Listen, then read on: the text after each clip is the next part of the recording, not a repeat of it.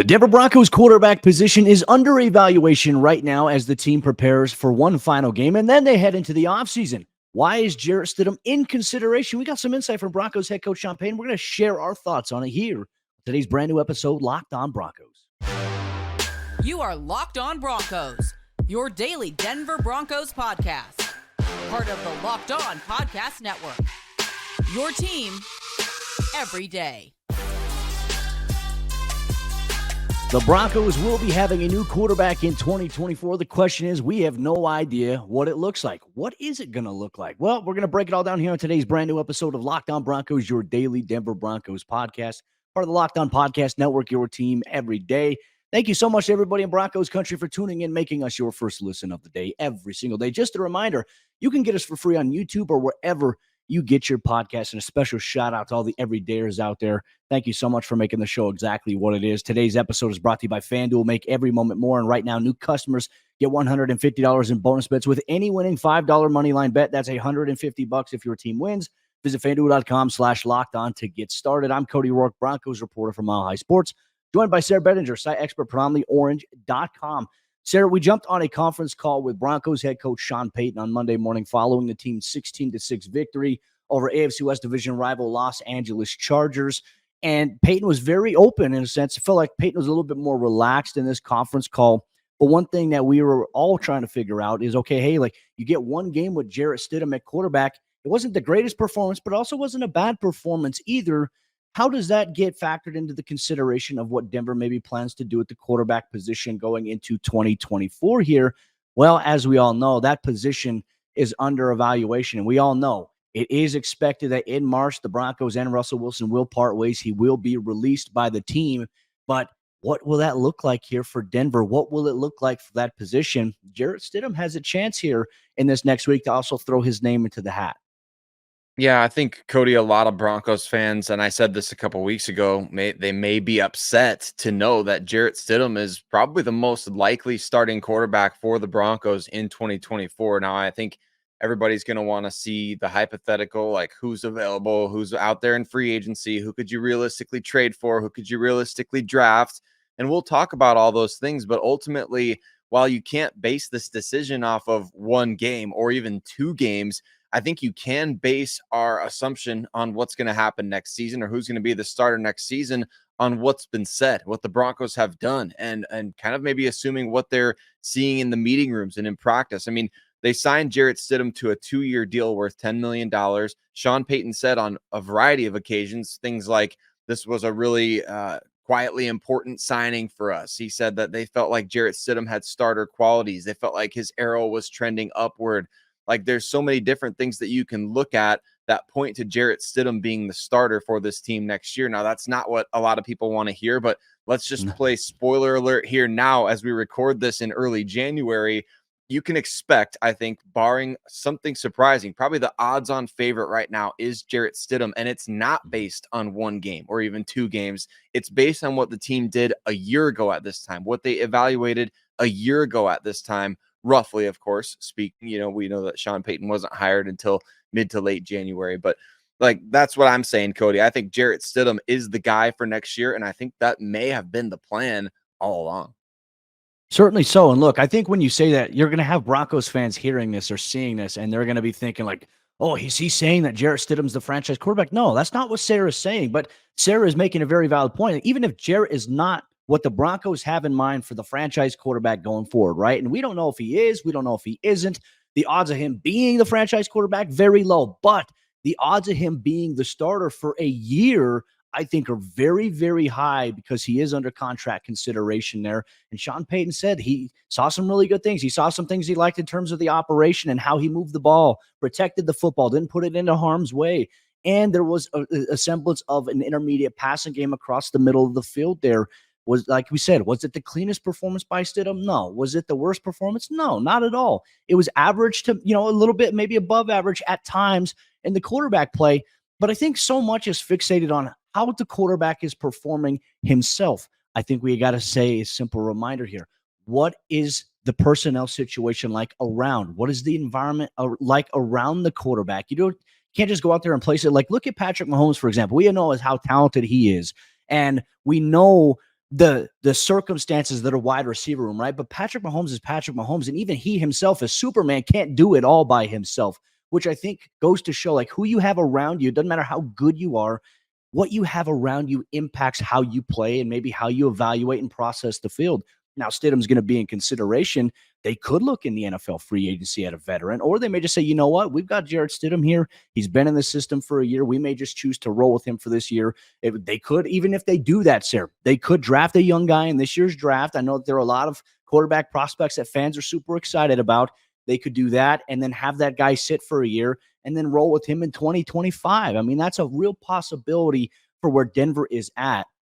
And I also think that we talk so much about Denver's got to draft and develop a quarterback. I know that's the thought process of everybody in Broncos country, or a large portion.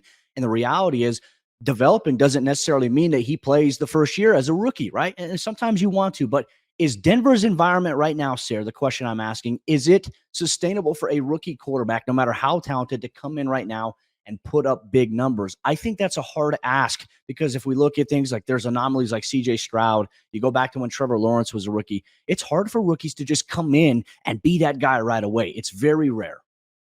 It is, and I think that as much as we've heard in the last handful of weeks, like how difficult Sean Payton's offense is for quarterbacks to grasp, doesn't that kind of make you think like, hey, a rookie coming in and starting year one, that's a really tough ask, especially when you're talking about a head coach in Sean Payton who never used a first round pick on the quarterback position, never used a second round pick on the quarterback position, and he somehow, I know that they had Drew Brees for a long time there, Cody, but man, at the end of Breeze's career, they had every opportunity to trade up and make a move that they would want to make to get some guys in the building. It just feels like Peyton prefers to have guys learning his offense for a year before they get an opportunity. You see, other than Drew Brees, I mean, you saw Teddy Bridgewater spent a whole year there and only got spot duty before he started for 4 games in place of Drew Brees, went 4-0, looked really good, got a $63 million contract off that.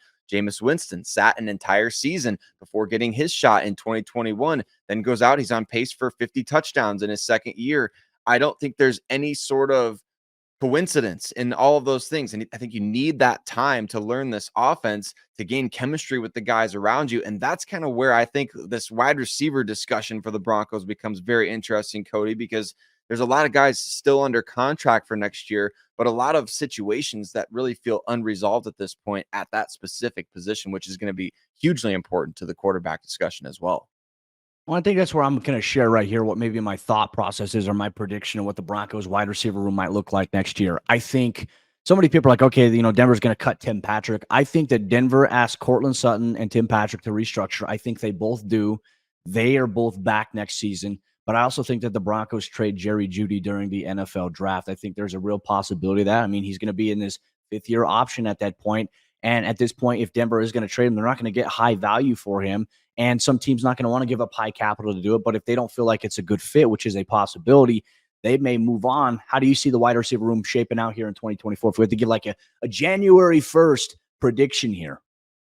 I kind of agree with you, Cody. I feel like as much as I've been harping on the Broncos needing to add at this position, and I think they do in the NFL draft at some point, I think they will. I think they're going to largely run it back. Now, I could see any number of scenarios where, Jerry Jeudy gets traded, so-and-so doesn't agree to a restructuring, gets cut. And by the way, hey, Cody, let's get this out there just really quick here. You're talking about players restructuring their contracts to come back to the Broncos. I thought that it was going to require, $1 billion contract for free agents to sign with the Broncos these days after the things that I've been hearing on ESPN and things of the like. But no, I think you're absolutely right. I think you try to run it back with Sutton, bring Tim Patrick back, get him back into the mix.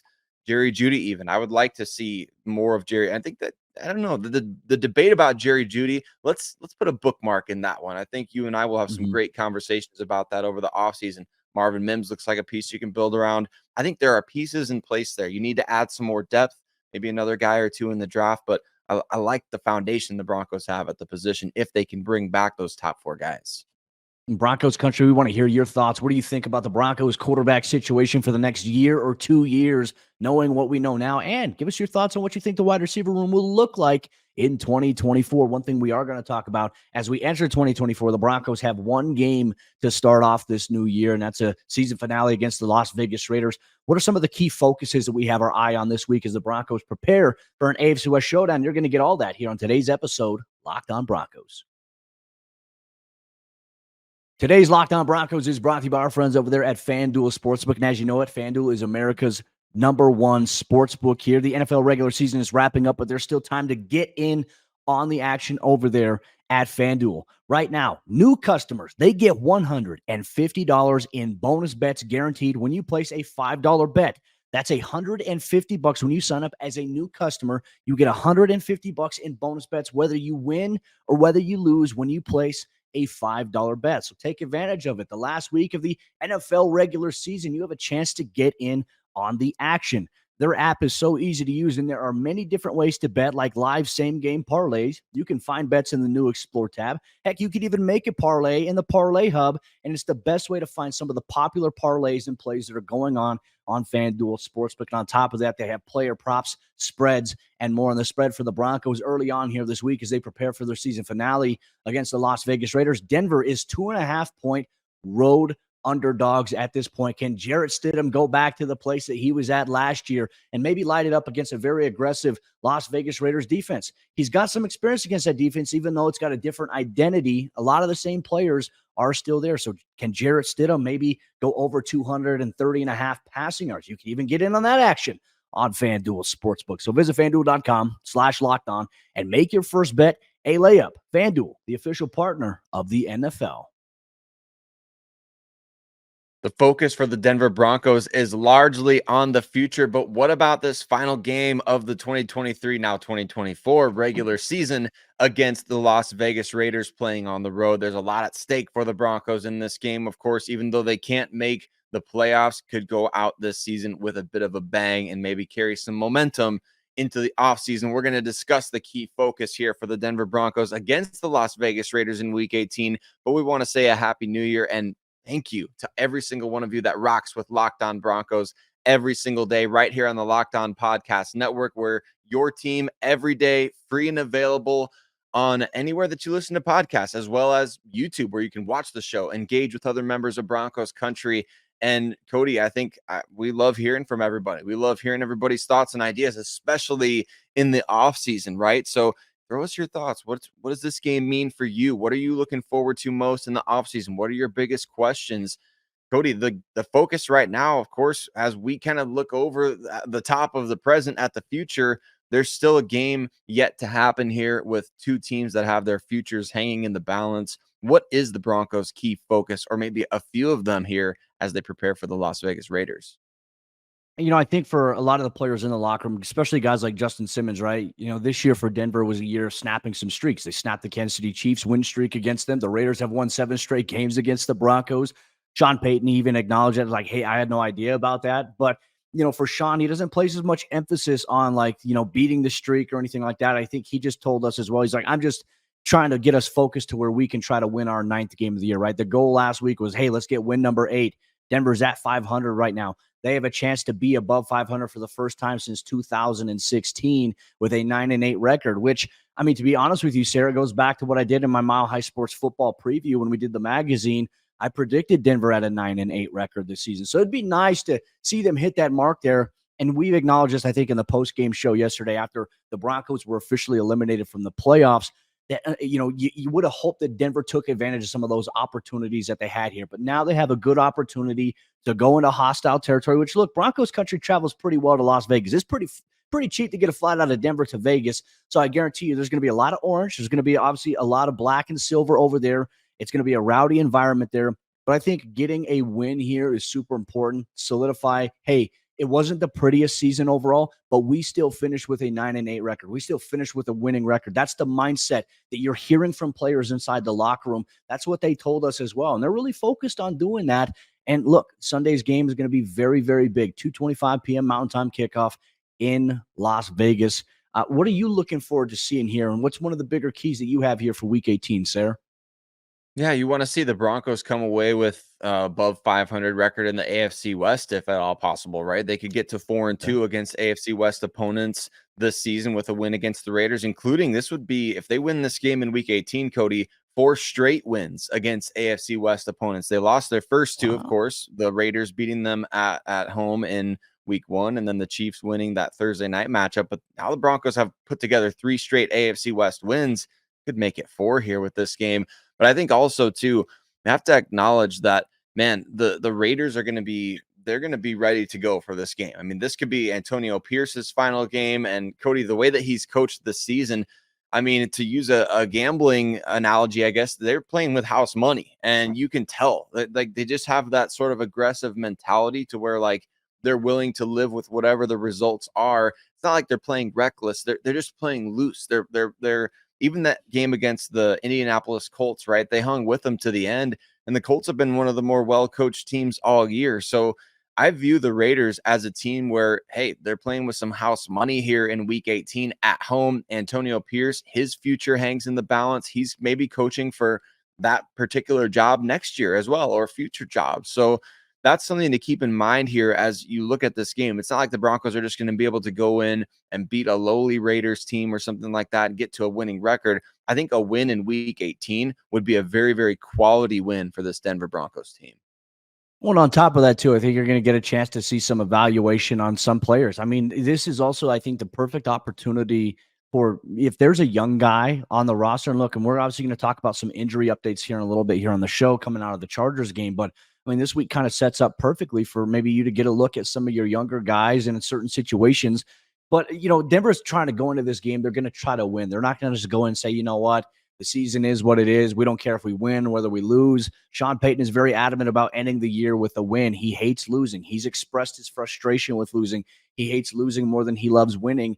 And that obsession can be unhealthy sometimes, but I certainly understand where it's coming from. And so that's the mentality here of this locker room. But how can you further maybe evaluate a guy like Jaleel McLaughlin, right? And I think this kind of sets up perfectly because we asked Sean Payton in the conference call, what are your thoughts on the expanded role that we've started to see Jaleel have? Because Jaleel was the first guy out there on the field with Jarrett Stidham this past week. And obviously Javonte had 15 carries, but Jaleel has seen an increase in touches a little bit more so than Samaje. Like it was Jaleel at the beginning of the season. It was Samaje at the middle part. And now it's Jaleel once again. It's like this balancing act of what we're seeing. And Sean Payton did touch on the fact that he's kind of earned a little bit of an expanded role, especially maybe even in the joker position.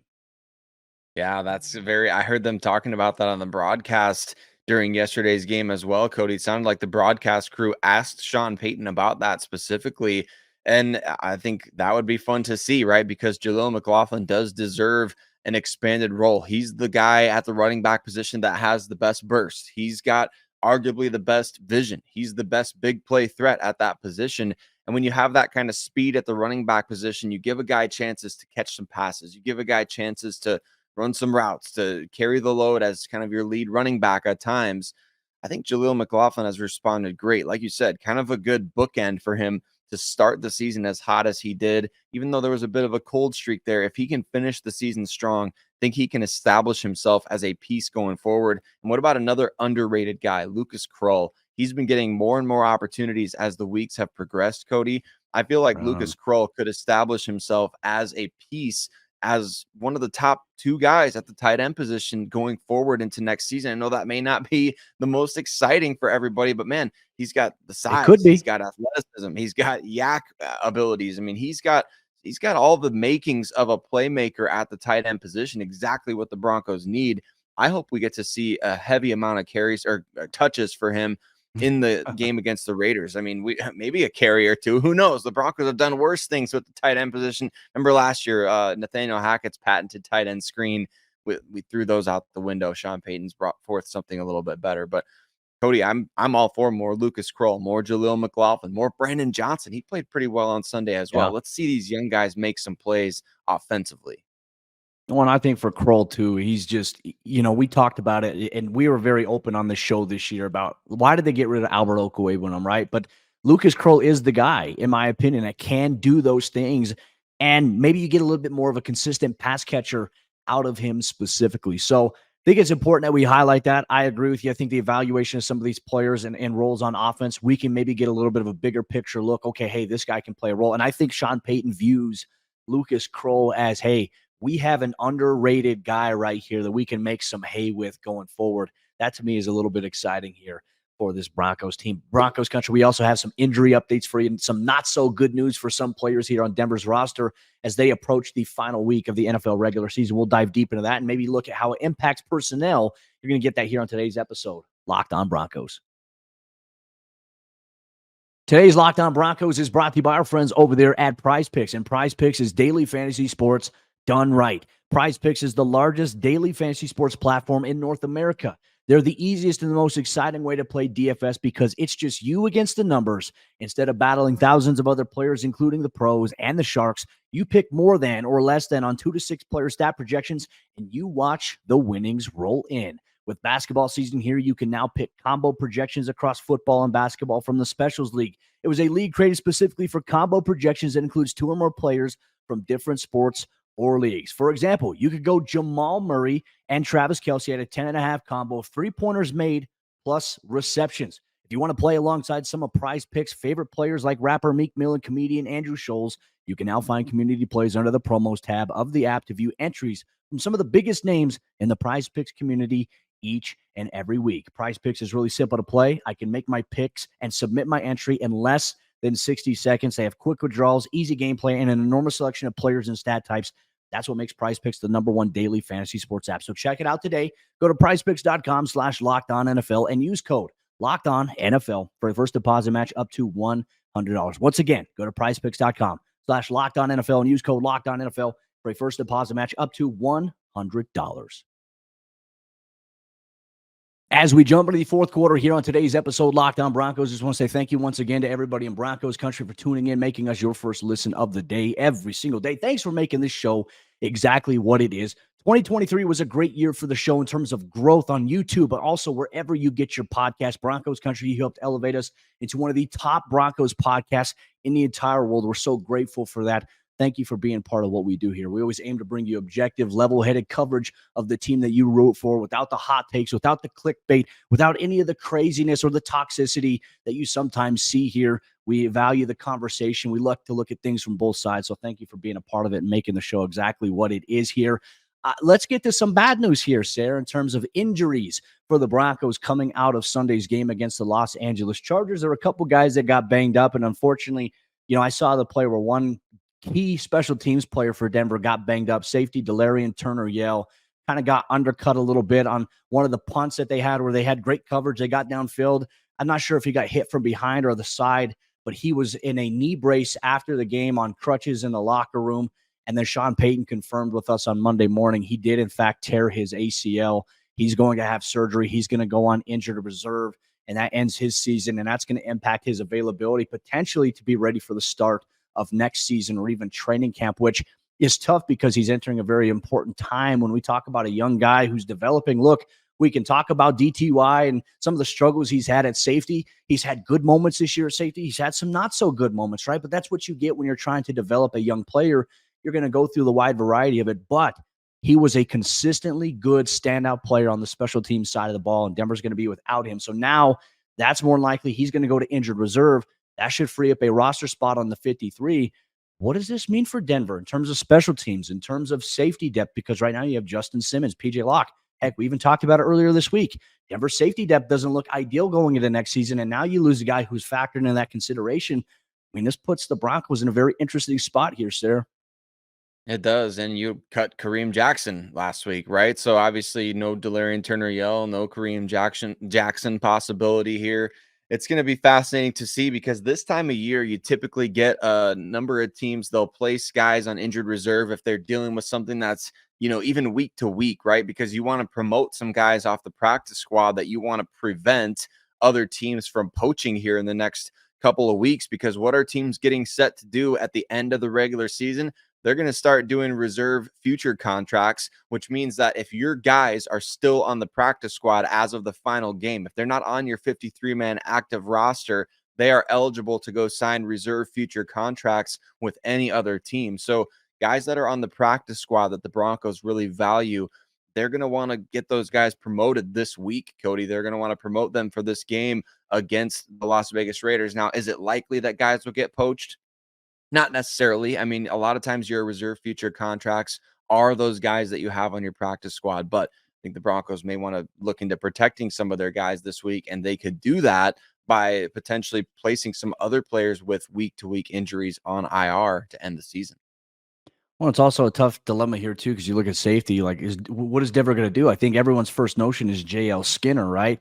But then at the same time, I don't know if you can definitively say it's going to be JL Skinner that maybe sees an elevation. I think it could be Devin Key. Devin Key has been a guy who's been, really good for them. From people I've talked to inside the organization, the Broncos have valued Devin's contributions on the scout team, especially at the safety position. He's a guy that I think can play and emerge into some special team stuff. And you just have to see, like, if JL Skinner is inactive for week 18, what does it say about maybe where the team views his development, considering the injury to Delarrin Turner? Yeah, like, to me, that's a huge warning sign right there if that's the case. But I would like to see JL Skinner get an opportunity to play some special teams. I think you have to find a way to get him on the field and see, if not this year, there's going to be a training camp competition and his roster spot's going to be up in the air. That's where I'm a little bit hesitant about, how does this manage? Like, how does this position work itself out here, toward the end of this season, but also in the offseason, where PJ Locke, as we talked about, he's going to get offers from other teams, and he's going to get some good offers to go play football for some other teams. Is Denver going to be able to keep him around? I know he loves Denver. He's a great scheme fit under Vance Joseph's defense. So there's a lot of questions about this position going forward here. But even like maybe another dynamic too that we can talk about. We talked about maybe seeing some of your younger guys. Offensive tackle Mike McGlinchey obviously left Sunday's game with a rib injury, took a shot in the side from Javonte Williams' helmet and did not return. He was ruled out. Sean Payton told us, Mike's injury, he should be fine. Not sure if that's going to be like fine for this week, but if he's not, do you play Mike McGlinchey? I mean, you invested a 5-year contract, a lot of money into him. If he's not fully healthy going into this week, do you start Cam Fleming? Or, hypothetically speaking, because they designated him to return, Sayre, could you maybe get a look at Alex Palczewski here in the final week of the regular season, which if you ask him to go against Max Crosby, that's a tough ask, but I mean, you never know. Throw him to the wolves, right? I mean, my goodness, that would be really a tough debut. Much like Cody. Remember when Luke Wattenberg got his first action as an NFL player against Chris Jones, I believe. So that's a trial by fire, I guess, if you want to throw a guy out there like that. But man, I'm glad you brought him up, because he's one of those underrated players that I think he could be a factor in the future discussion. I don't know if that's going to be at guard or what, because the Broncos, we have questions about whether Garrett Bowles is going to be back next year as well, right, with his $20 million cap number. So I would love to see Palczewski get some action. Let's see him play the Quinn Bailey role for a game or something like that, if nothing else, right? So, I mean, what's the harm in it, right? You talked about it throughout this episode. It's evaluation time for the Denver Broncos, and you absolutely want to see these young players get an opportunity. Now, does it mean much if they just get one game? No, not necessarily. But at the same time, we want to see JL Skinner or Devin Key play. We want to see Alex Palczewski play. We want to see all these young guys get a chance, because you're in evaluation mode as much as anything else right now. And I think on the offensive line, the one thing that I think would prevent the Broncos from doing that, Cody, is I think they've got a chance to start all 17 games this season with the same offensive line. I don't know if Sean Payton and that offensive line group are going to pass on that chance if everybody is okay to play. No, I agree with you. I think that's a good angle to consider. And look, Mike McGlinchey's a tough guy, man. He is tough as nails. He's been banged up a little bit this year, and he's just always finding a way to get back out there. I mean, obviously, I think when you take a shot to the ribs from a helmet, like it's a little different. I don't know if anyone's ever had a helmet right to the rib cage, but obviously, I think it's good news that things kind of turned out okay for him. But it's going to be, how does he manage throughout the week, soreness, things like that. And we'll see where the Broncos are at from a tackle standpoint going into this Raiders game here. And look, Broncos Country, we've got a lot to break down this week here on Locked On Broncos to preview you for the season finale here for the Denver Broncos, who look to go 9-8, first winning season in quite some time here overall. There's a lot at stake. And one thing we're going to talk about on tomorrow's episode of the show, Broncos head coach Sean Payton shared us a little bit of an update on his thoughts on Greg Dulcich, what he would like to see from him. We all know Dulcich will not play again this season, but there are some things at stake here for him as he prepares for the offseason. We'll break it all down on tomorrow's brand new episode, Locked On Broncos.